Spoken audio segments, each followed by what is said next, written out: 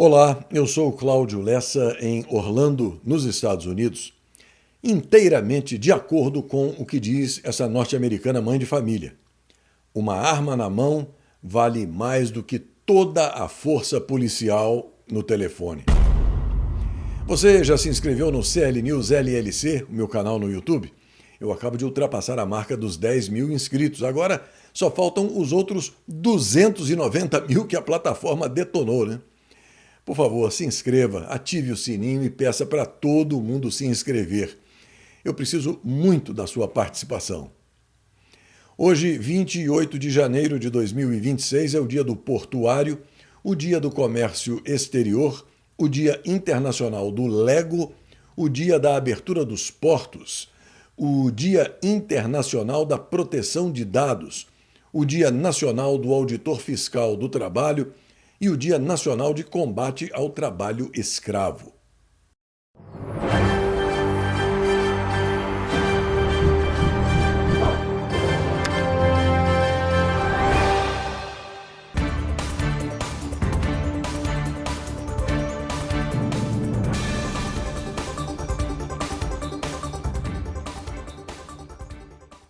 Os indicadores financeiros mostram dólar e euro em baixa acentuada, alta expressiva da Bolsa de Valores, Bitcoin em baixa, IPCA e Selic na mesma e alta do grama do ouro.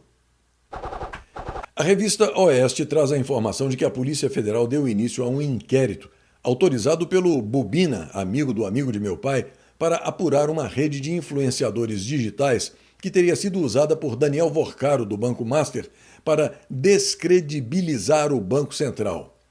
A investigação aponta cerca de 40 perfis integrados ao chamado Projeto DV, numa referência às iniciais do nome do empresário.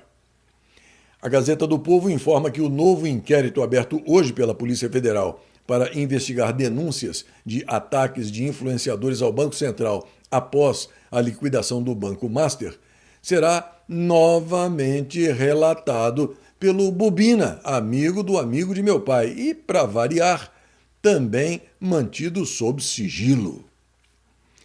Segundo fontes a par da investigação informaram à Gazeta do Povo, o rito desta apuração seguirá o mesmo padrão de sigilo já adotado nas outras duas ações sobre o Banco Master que já correm na Pocilga, como a negociação da venda da instituição ao Banco de Brasília, o BRB, e aos supostos crimes financeiros praticados, como a venda de carteiras de crédito sem lastro por 12 bilhões e 200 milhões de reais ao Banco Estatal do Distrito Federal.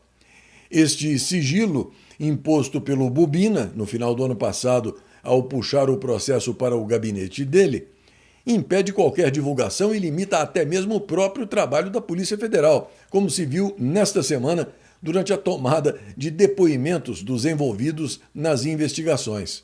As oitivas foram realizadas no Sindicato do Crime Organizado, na antiga sede do STF, lá na Praça dos Três Podres Poderes, e não na sede da corporação, como é de praxe. Veja só como a bandidagem já não sabe mais o que fazer para cobrir os próprios esquemas. No Space Liberdade, um panorama da bandidagem fora de controle, com a informação de que Daniel Vorcaro, dono do Banco Master, e o pai dele foram 4 vezes ao Planalto para reuniões fora da agenda.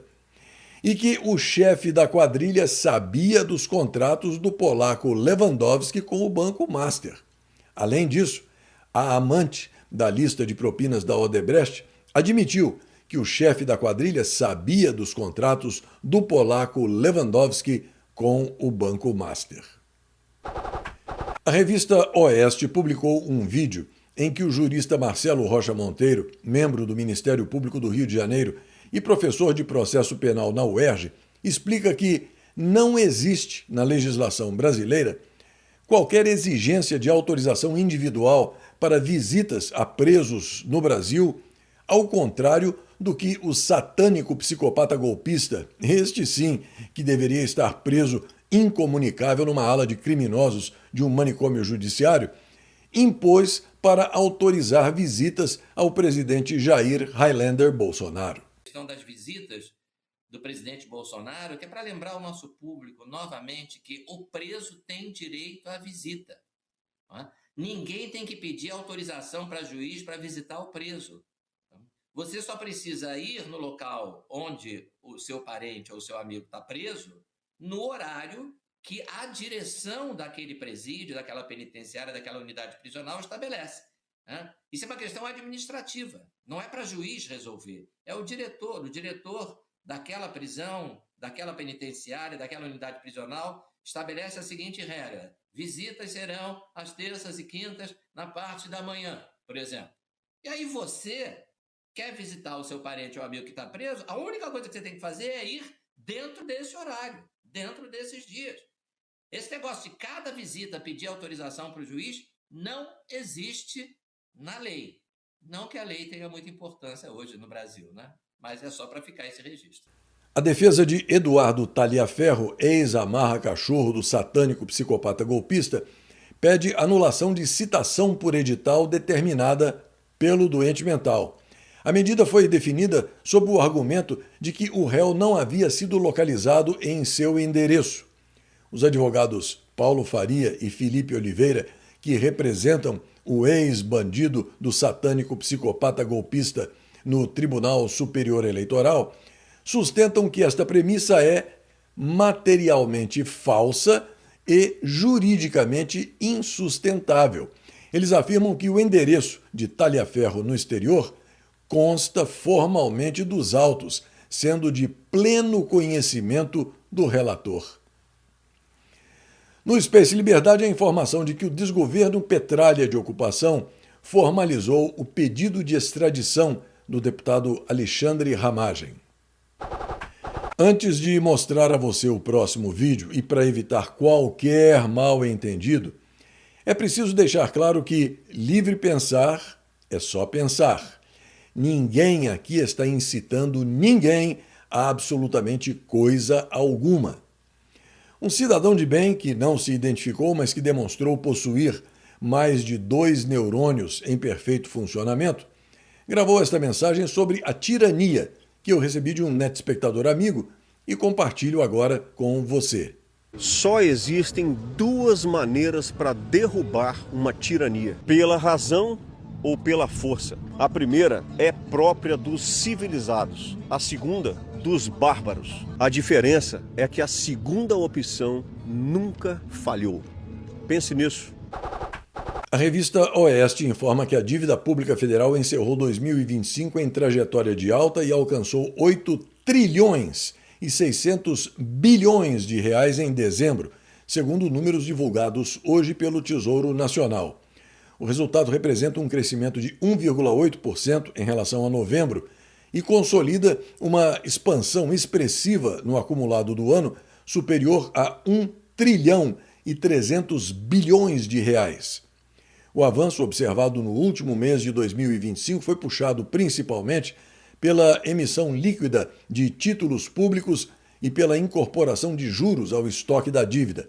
Somados, esses dois fatores responderam por quase 155 bilhões de reais de acréscimo no período, o que reflete a dinâmica de financiamento do desgoverno Petralha de ocupação e o impacto do custo financeiro sobre o passivo federal. O docente Monteiro postou um vídeo acompanhado de uma informação perturbadora sobre a chegada de cacau da África no porto de Ilhéus, fazendo o preço do cacau baiano despencar e trazendo mais miséria para o que ele chama de Cuba brasileira.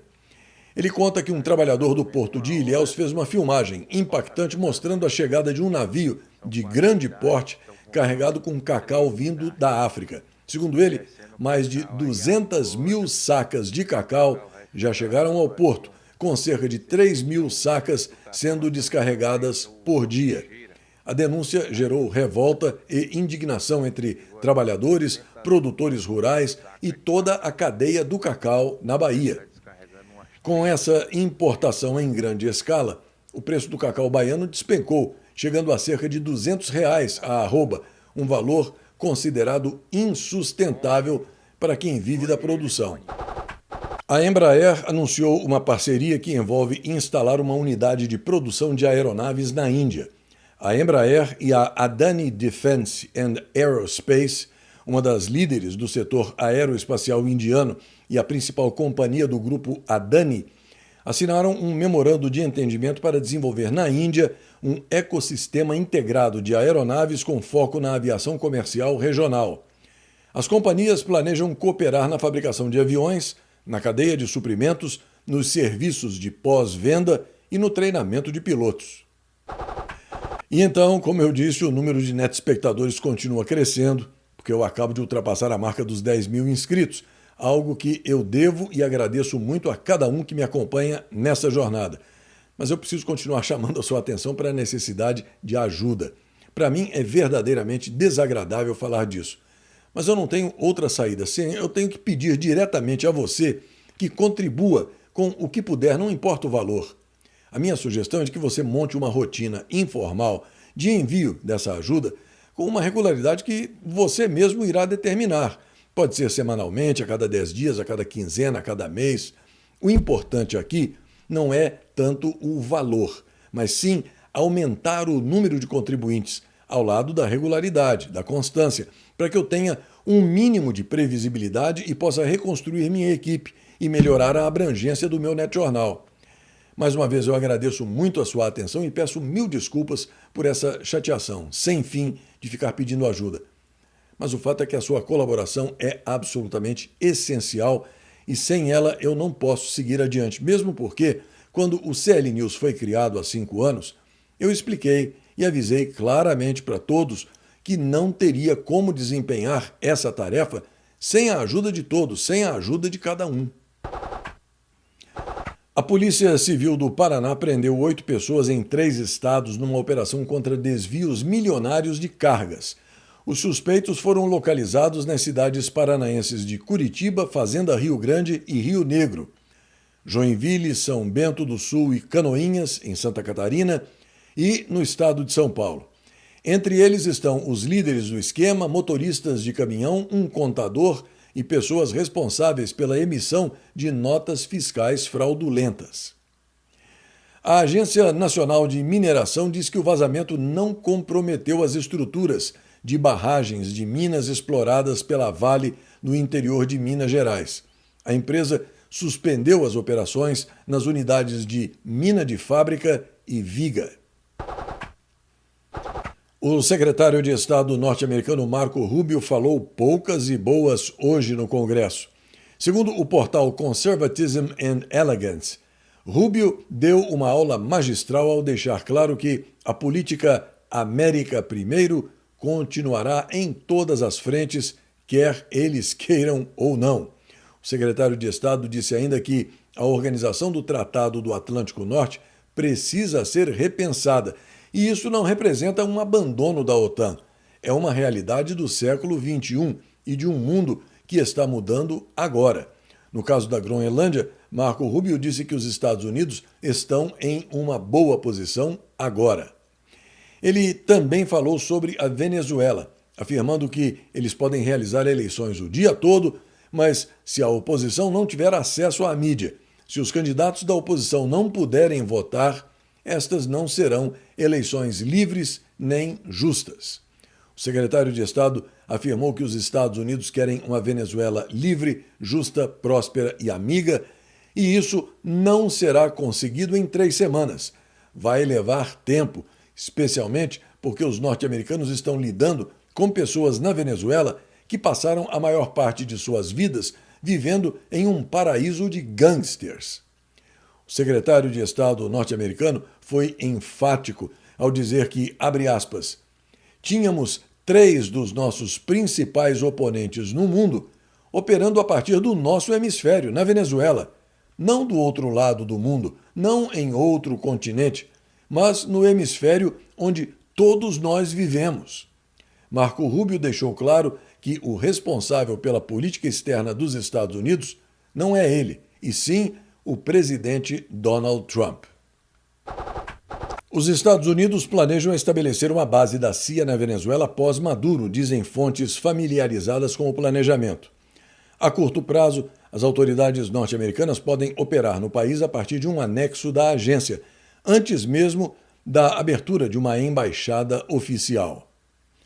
A sucessora do podre Maduro anunciou o desbloqueio de ativos venezuelanos aqui nos Estados Unidos após diálogos com Donald Trump.